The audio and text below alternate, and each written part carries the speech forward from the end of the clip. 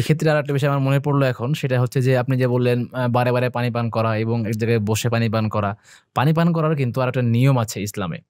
সেটা হচ্ছে যে ৫ টা স্টেপে পানি পান করতে হয়। যেমন ডান হাতে গ্লাস ধরা, এরপরে বিসমিল্লাহ বলা, বসা এবং ৩ নিঃশ্বাসে পানি পান করা। আবার পানি পান শেষে আলহামদুলিল্লাহ বলা। একটা সিকোয়েন্স আছে। হ্যাঁ, মাশাআল্লাহ, এটা একটা খুবই ভালো মুহাম্মদ নিয়ম। সাল্লাল্লাহু আলাইহি ওয়াসাল্লাম বহু আগেই শিখিয়ে গেছেন আলহামদুলিল্লাহ। এখন এই নিয়মগুলো ফলো করলেই আসলে আমাদের জন্য উপকার হবে। ইনশাআল্লাহ। একটানা একেবারে খুব বেশি না খেয়ে ধীরে ধীরে খাওয়া, ৩ নিঃশ্বাসে খাওয়া। শুরুতে বিসমিল্লাহ বললে তো অনেক ধরনের গবেষণা হচ্ছে, বিসমিল্লাহ বললে পানির মধ্যে কিছু অ্যান্টিবডি তৈরি হয় আমাদের শরীরের জন্য, যেগুলো উপকারী।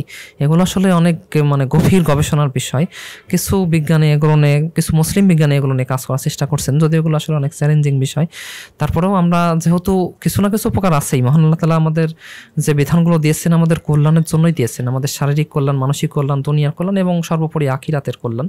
সেজন্য আমাদের এগুলো বিষয়ে যত্নশীল থেকেই পানি পান করা থেকে শুরু করে সকল ধরনের নিয়মকানুন মেনে চলা উচিত। তাহলেই আমরা অনেক ভালো থাকবো, দুনিয়াতেও ভালো থাকবো এবং ইনশাআল্লাহ আখিরাত জীবনটা অনেক সুন্দর হবে। ইনশাআল্লাহ। জাযাকাল্লাহু খাইরান।